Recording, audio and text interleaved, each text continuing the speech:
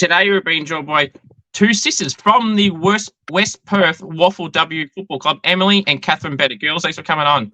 Thank you. Thanks for having us. Hey, thanks. No worries. So, Emily, Catherine, tell us a bit about yourself. What got you both into footy and what type of players you are? I'll go first. I got in footy earlier than Kat. I think for me it was getting boring playing netball and basketball with no contact. So I think that's mainly why. And then at Mater Day, the school I went to, we had a program. So I think that's what got me started, which is good. Yeah. That's good, Emily. And for myself, I started in 2019, end of 2019. I've done basketball and netball at a high level through my whole life. And again, it got a bit political. I wasn't happy with how it was going. So I thought change of scenery, and I followed my sisters in football and I gave it a crack. So yeah, that's really how I started. And I would say as myself as a player, well, I'm a forward. I'd like to think that I strive to just be like a loud forward out on the field that helps her teammates. Because I feel like when the people around me are playing well, that's when I play my best footy. That's good. So, Kat, obviously, you won a premiership at Claremont in 2022. How was that time for you to win a premiership on such a big stage and add some silverware to the end of it? Oh, it was amazing. It was such a tough season for me personally. But to be able to, represent Claremont in their first ever women's premiership was absolutely amazing. I'm someone that does love a crowd and loves the pressure. So to be able to play was amazing, and to win, it's hard to describe. I still get goosebumps when I watch the video of the siren going and everyone running on field. It was just incredible. Such a good feeling. That's good. So, Emily, obviously you played at the West Coast for a few years. How was it being in that AFLW environment? And overall, how was that time for you? And the lead up to getting picked up as well? Yeah, well, the lead up to be picked, I didn't expect to get drafted. I've told everyone it was a complete surprise. So that was a pretty amazing experience in itself. I was studying for uni when the draft was happening. And then I picked, and it was like, what? We kind of went crazy at home, so that was really awesome. But I just love the competitiveness and the professionalism. Yeah. So I really, really enjoyed that high level training, despite not playing heaps of games. But I really did enjoy all that hard work. What did you take out of being in those few years of the Eagles? Now, obviously, 2 years is better than nothing because obviously, as you're aware, not many people get that opportunity. What did you learn at that point through those few years at the Eagles that you could now implement to people at West Perth? I think something that I always try to give to the girls is sort of just doing extras as much as you can. I think training is never enough if you really want to be the best. So coming there early, doing different skills and really just harnessing all the things you want to learn just in your own time. I think that's really important to be the best you can be. So who were some players you got to build a connection with in your time while you were at the Eagles? Oh, there was definitely a few. I think I got pretty close with Belinda Smith. She's pretty awesome. We did lots of skills together. Hayley was really great to be around there as well. She's now, at Swans. So they're definitely the two that I got closest to. That's good. So, Catherine, obviously playing alongside your sister. How cool is it now to play alongside your sister at West Perth? I love it because now I get to share a ride into training, so I don't have to drive up every time. So that's one big bonus. But no, I really enjoy it. I love playing with her. Obviously, she's a quality player, so just having someone of her caliber on the team is enough to make me excited. But then I guess it's good. I know coaches were worried that it might impact our games. I think the only thing is if I see anyone picking on her on the field, I probably react a bit more passionately, you could say, because obviously at the end of the day she is my little sister and I do want to protect her. But I love playing with her. It's really good. So Emily, the same question? Yeah, very similar. I remember when we were put in the midfield together, it was I just felt like she was always in my way. But now that we're in different lines, I think we connect really, really well. So it's been really great. Yeah. It's good. Kat, obviously, when you won the premiership with Claremont in 2022, and obviously your sister came back to West Perth, is that the reason why you moved back to West Perth? There was multiple reasons why I moved back, but definitely one of them was West Perth was where I started. So I did want to return there, and I felt like I really belonged at West Perth. And I think as well, knowing that Emily was going back definitely helped me make that decision a lot easier, because at the end of the day, I prefer to play with her than against her.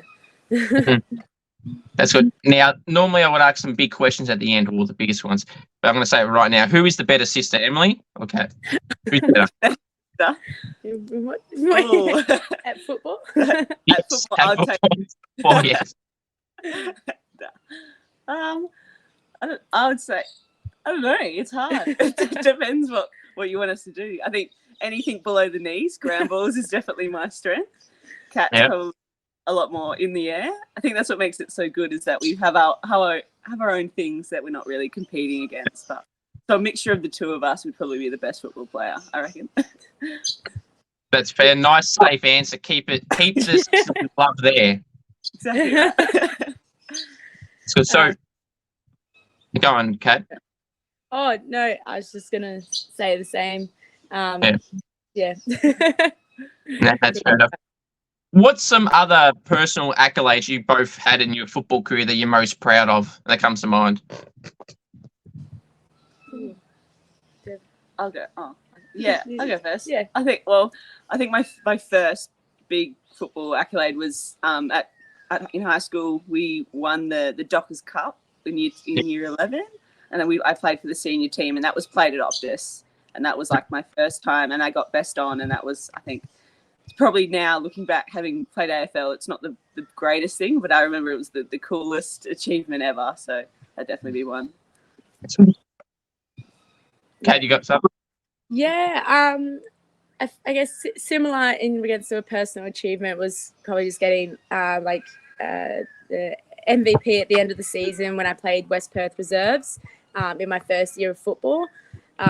It definitely just gave me that confidence, and considering that was my first year, to then take out MVP, wasn't expecting it, and it was a nice surprise. It kind of showed me that I have potential, and if I keep working hard at this, even though I came to the game later, anything is possible. And obviously, fast forward through 2 years, I win a premiership, so it was pretty cool. That's right. So obviously an MVP, Kat, is obviously something to be proud of. How do you both feel and react to people that say things like at local level? So for example, they'll say, local premiership, that means nothing. What do you both say to people that say that some classes minor premierships or irrelevant premierships or awards? What do you say to people that say that? So like people getting minor premierships as a team or as a player individually? Or more so, like, okay, let's say you won a premiership, like you said, at Claremont, but at local level, say, local force, community footy, whatever you want to call it. If you were, say, to win a premiership there and people say, that's only local, who gives a crap, What do you say to people that say that type of stuff when a premiership's a premiership, no matter what level it is? I feel at least, it's still very special. Yeah, it gives me similar vibes when people say stuff about women's footy not being the same as men's. You can kind of compare it, like it doesn't matter what level you're playing at, they're all the same. There's a third sister, Emily has a twin, and she's won a premiership at that amateurs level, and her crowd was just as big, the celebration was just as grand, we got around her, it was amazing. And for her, that was big. It was a premiership. Your team was the winner of that competition. So I don't think it matters at all. I think you just can't expect everyone to play at that high level. It's like not every person is AFL level, and I think now I realize my best footy might just have to be waffle, and like my sister, like her best footy is at Amos, and I think you can't expect anyone to have to jump all the way up to AFL to actually get something. That's exactly right. Now, Emily, obviously playing in the state championships for WA, I know we're backtracking a little bit, but how was it back then for you? And how good was it to play alongside some players that you either played with at the Eagles or played against now in any other team you played against?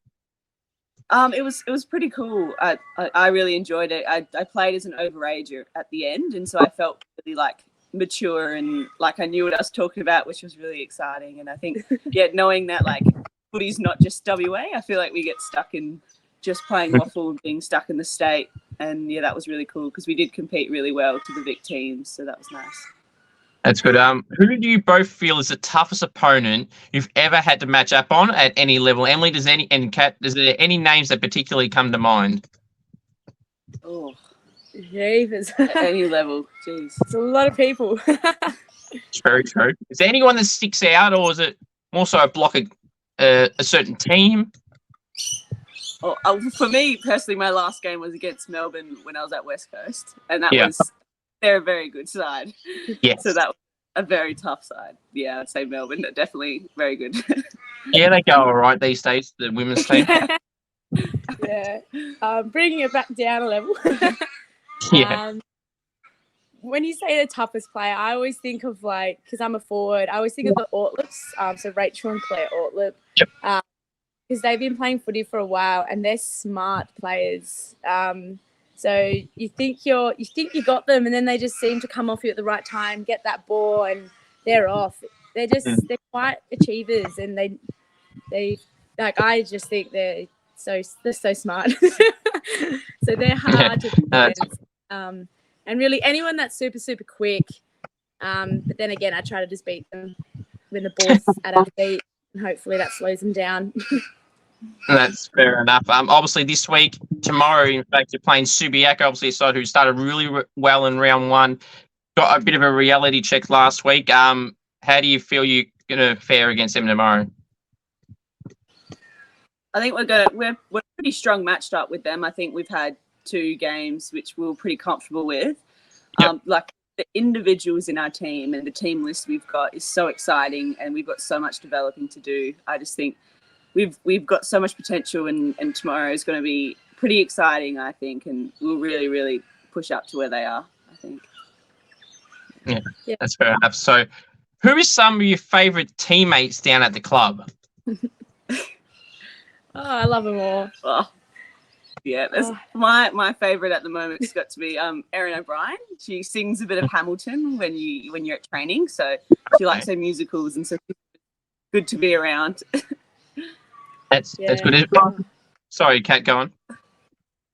Oh no, I was just I don't know if I could pick an individual. There's some unique characters down there, and everyone brings their own little flair. So yeah.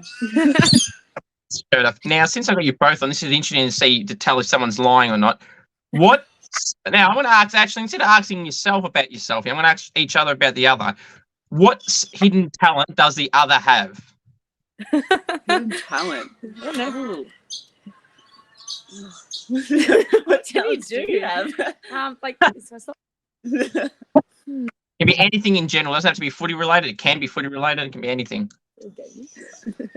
I'd say footy related for Kat is that she's actually got a really good left foot, and like she tries to use it, and sometimes you watch back the footage and like, oh, that was a decent kick. Oh, it was on her left foot. So I think that's something she's very good at. I can keep it footy related. I find it funny when Emily comes off and she thinks she has a horrible game. Because if you look at disposals, it might not be as expected of a midfield, but you watch back the footage and she's everywhere giving a block, or she's done a shepherd, or she's done that little tap out to a free player. So she does like those little things that coaches notice and people who are watching notice, but like this, it's not as obvious. So yeah. She's good at.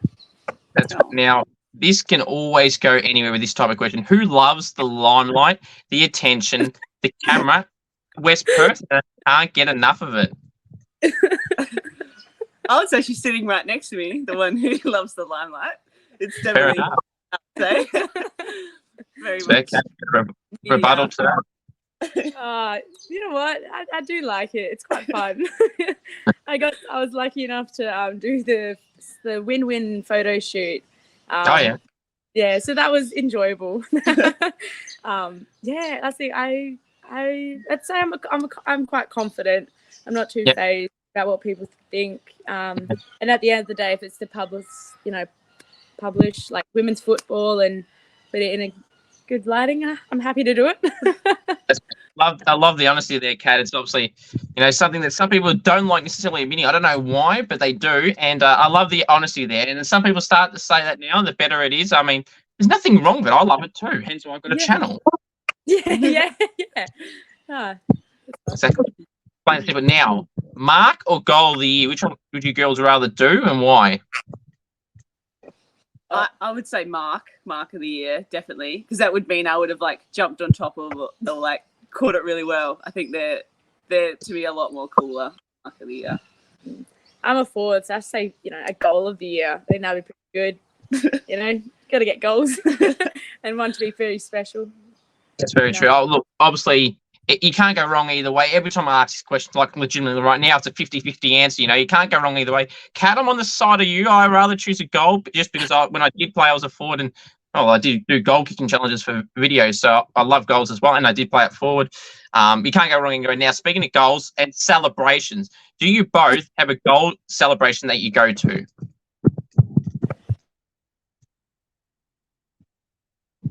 Yeah. And then I just run at the first player I see and give them a hug.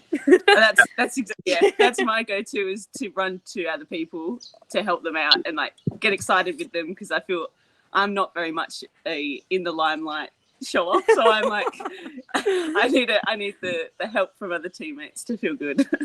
That's fair enough. I mean, goal celebrations. Now, you talked about what people say about you when we were talking about the topic earlier about what people say. How are you both with crowd hecklers? Is there ever any that you've had to personally encounter? If so, how do you react to it? Or if not, how would you react to, say, someone giving you abuse? And I'm more talking, not saying about, you're going to miss this, but more like aggressive comments. I'm fortunate. I've never come across it, and I hope I never do, because I think that's very it's very shit, people. Yes. And I do. Yeah. I feel like at the end of the day, these people just have low self-esteem and aren't getting enough thrill in their life. So if they have to yell abuse and go to that personal level by, because I'm 23, Em's 21, we're still young. If you have to go and pick a young, early 20, really grow up. So I just ignore it personally. I know I've got the support of the club, and there is the fan base that's following women's football is only growing. So, I just, go to the people that I know love and support me, like my family, my team, and just ignore the people, because all they want is attention. And if you don't give it to them, hopefully they just stop. Yeah. I definitely don't hear it on the field. I feel like I'm pretty deaf besides the people around me. So I think you could say whatever you want and I would just not hear it. So fair enough. And sometimes that's the best thing to do as well. Sometimes when you've got people throwing crap at you. Now, obviously, you both, or Emily, you mentioned too about being in the AFLW and then now thinking you're going to stay in the WAFLW. But to you both, if the opportunity was to rise to, in Emily, your case, go back or go into AFLW, would that be something still you would love to explore, or do you accept where you're in now? So I've still got an agent, and I'm still, trying to put myself out there and definitely get back onto an AFL list. But now I'm just putting less pressure on myself to expect that, and kind of just enjoying the moment and where I am. And if it does happen, to just really take it and do it again. Fair enough. Okay. I always think about it, going back to the limelight, I think the idea of to be drafted and that whole thrill, because obviously seeing Emily, I was just in awe. I think that excites me if it was to ever happen. And I think I'm in a position where I could, I would commit to it if it was to come across. But yeah, honestly, I wouldn't know. I think if the opportunity came along, I'd take it with both hands and run with it, because it's not something that happens to anybody, and I know it's very special. Very true. Who's some teammates you've both been impressed by? They kind of fly under the radar a little bit and don't get talked about as much as you feel that they should at West Perth. Ooh. Just going through the team list. Something interesting.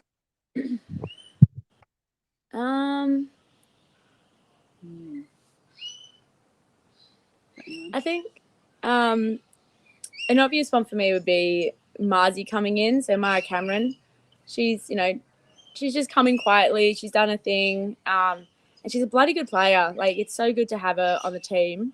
And she just does her job, leaves at the end of the day, and it's really good to see her. She's starting to come out of her shell a bit at training and really getting around the girls. So I'm hoping she wants to stay, and we love having her down there. So that's definitely one of them for me. It's I don't know, because we've had so many new girls this year who are very fresh to it, and like watching them play, I was always a bit like, do they really know what waffle footy will be like? And I think every single one of them has really taken it on and like really eager to learn. And I think it's just really impressive watching like a backline who haven't had a huge run, how composed they are, especially from coming from amateurs where the pressure isn't as high. So girls, like GT and Gemma Page is one. She's done really well. Tia Bergen as well. She was a forward last year and she's been thrown in the back this year. So it's nice having her back there. And then you got like Ruby Freeman and Jess Ropes back there as well as the small backliners. And then Lily taking up those marks. Dakota and Bainey as the other two talls. I think they're all just solid in the sense where I always say is if I see the ball going to them, it's a 1-on-1, I'm relaxed. I know they're either going to nullify it or win it. They're never going to get beat. So that's a nice feeling when you're watching the ball get sent in. So, yeah. That's good. What would be some fun facts about you both that people may not know about you? Fun facts. Ooh. Fun facts. I travelled for 8 months and then came back 5 weeks before this season. That's a bit fun. So I left a bit hard, like 2/3 into last season, travelled and then came back to make sure I could get 5 weeks into me pre-season. And here I am playing round 3. Very good. That's a bit fun. It's fun. Oh, yours is a twin. Yeah, that's a fun fact. Well, I've got a twin sister who we look nothing alike, so I think that's fun. No, that's fair. Now, this is the part of the interview where teammates' hearts get broken, teammates love you more and more, because this is where some feelings may get hurt. Quite frankly, they do grow up. It's fun. Now, all right, it's not that bad. All right, best chatterbox at the club. Chatterbox? Yeah. We've got. Does it have to be a player? Oh. Oh, you're going to say a coach? Yeah. The forwards line, Tory. He loves the sound of his own voice. It's all wisdom. But yeah, he loves a chat. And I think, it's just, I'll just go to him. I think all players will agree. 100%. Who would you both say is the loudest and quietest teammates? Loudest and quietest. Loudest on the field would be Kat as a player. Would be loudest. Yeah. Strive to be the loudest. The quietest, I would. Megan Norbury. She's quiet. Yeah, she's one of our wingers. She does talk, but like she's she's to herself, quiet achiever, and will talk when needed to talk. But she's always someone that I always go to as being pretty quiet. Yeah. And Kat, you mentioned there too. I mean, it's not a bad thing about being loud. Sometimes it's an important thing. Like, for example, if you're on a footy field, or in my case now playing cricket, you need to be loud, because if you're not loud, like, people might not hear you, they might not kick it to you, or in cricket's case, if you're running between wickets, if you're speaking so softly or you don't speak at all, you could be, chaos could happen. Yeah. And I think I touched on it before, like my game, if the people around me are playing well, that's when I can play well as well too. So I feel like, and as a forward, there's a lot of structure that we're trying to achieve to allow us to have the play that we want. And you can't do that silently. You need to be constantly chatting to each other, telling each other where to position. So I feel like if we're all doing that and that's something that's happening, it allows for us to get the opportunities that the coaches are giving us by structure. And also at the end of the day, I grew up playing basketball, and I just did some of the trainings where you should be talking the whole time, just saying absolutely just words. Because, first thing, obviously, it tells your players where you are, but it also rattles the other team. When you're unified, one loud voice, it is intimidating no matter who you are. So we're trying to get everyone on board with that, but for some it's natural, for others it's a challenge. So yeah. Now, I know you both haven't got that much long, so I'm going to make it some quick fire questions here. Okay, nicknames you both get. I get Benno, and Ben. That's I got at West Coast, and I still get sometimes. But yeah, I'll let you. Mine's just Kat. So Kat's not my name. So yeah. Now, so if you're stuck on a deserted island with teammates, who would you want to bring and not want to bring? Oh, I've got easy one. I'd say Nadia. She's a bit of a handy girl. She knows she's very, what's the word, like very survivalist. Like she's got the kit to be stuck anywhere mainly in her car, and she could live there for a year. So she's cool. I think definitely Nadia. Yeah. I would take Stacey, I reckon. Yeah. Physically, she's tall, she's strong, so that side of things might come in handy. She's also got wisdom. So I think her maturity will help. And she's smart. She's got her head screwed on. She's obviously know what it's like to play at a very high level. So with that comes a lot of characteristics that I like, and I think we get along. I hope she says the same. That's good. Yeah. Now, celebrity crush. Oh yeah. You got one. My celebrity crush would probably be Austin Butler. Back in the days of Carrie Diaries. He played Elvis. Yeah, he's probably my celebrity crush. Definitely. When I was like 15. That's enough. Oh, it's so hard. I don't know. It'd be like the cliche, like Chris Hemsworth, of course. I don't know, like a superhero. Ryan Reynolds. No, I wouldn't say not crush, but I reckon Chris Hemsworth. Game day superstitions. For me, I have to have my nap. So it's visualization, but in the hour warm up before game day, I feel like I have to go off and lie down and have that moment to myself, because I feel like if I don't, I won't play well, and I don't want to risk not doing it. So yeah, that's probably mine. In my the first warm up, I do a lap of the 50-meter arc or whatever side I'm using with the footy in hand, and I've done that every time, and I did that when I was at West Coast, so I think I can't stop doing it now. So now some food questions, a debatable food question, but the internet goes in a frenzy. Right, chicken palmy. Is it a palmy or something else? It's a palmy. It's a palmy. Yeah, palmy. It's spelled M-I, and it's pronounced Parmigiana. I get all these other variations, and not me, but other people, and they're all illogical. They make no sense. So I don't understand anyone. Right, next one. Tomato sauce, cupboard or fridge? In the bin. Yeah, in the fridge. Yeah, Kat doesn't like tomato sauce at all. It's the first time I've heard someone say in the bin. Well, I can't even. I've had 5 people I've always got everything right with, so that's wrong. Bad luck. Emily, are you the same, or is it a bit more calmer? It's a bit calmer. I'd say in the fridge, though. It says refrigerated, so it's in the fridge. But Emily's on 2 and Kat's on 1, compared to what I was. All right, this one is, and this one I don't understand this one either. Pineapple on a pizza, yes or no? Yeah. No. You both okay? Fair enough. I'm on Kat's side. Pineapple sucks. All right. So, favorite food? Ooh, I think I loved Mexican food, but then I went to Mexico and now I'm over it. I'm on the Japanese food train, so I love a poke bowl at the moment. Unless it's after a game, then I have to have a burger. Yeah, that's about 3 out of 4. Emily?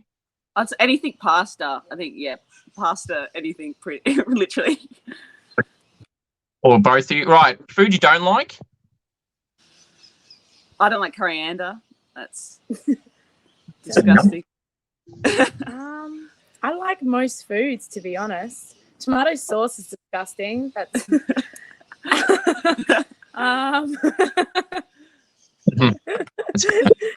yeah, I can't think of anything on top of my head. That's fair enough. 4 out of 4. Oh, 4 out of 5. Good job. All right. Okay. A few for you before I let you go. Favorite music? Music. But I'm more like Australian indie rock music. We're pretty similar. Yeah, we got say. taste. Yeah. That's good. Who is the smarter sister in general, not football wise? Ooh. Oh, now, if we go off ATAR, so like academic smart, I think it's you. Did I beat you? I think you did, yeah. I thought she was smarter than me, but I think I just work harder when it comes to studying because she puts it off. Yeah. So yeah, it's me. Sure. And you've just given me an exclusive. Kat just realised she got a better ATAR than Emily did. There you go. Yeah. Had I not asked that, you may not have never known that or thought of that. Now, the last one, especially you both coming on. If you were both the AFL, AFLW, or WAFLW CEO for a day, what rule would you change and or add? Ooh. Change or add? Maybe getting women's to be paid. WAFLW women, yeah.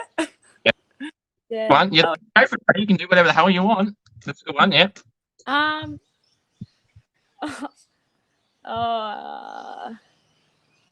don't know. I think the anti-density rule, I'm a bit like unsure about. I feel like we're treated like children when they give it in because it's making us go back. So I'd probably take that out. I feel like, we're playing at this level where we should know to hold space. I get the method behind it and maybe for a couple of years to see what it does, but I would take that rule out because like at West Perth, we play having someone that far back anyway, so it won't really change anything. So I'd probably take out that anti-density rule.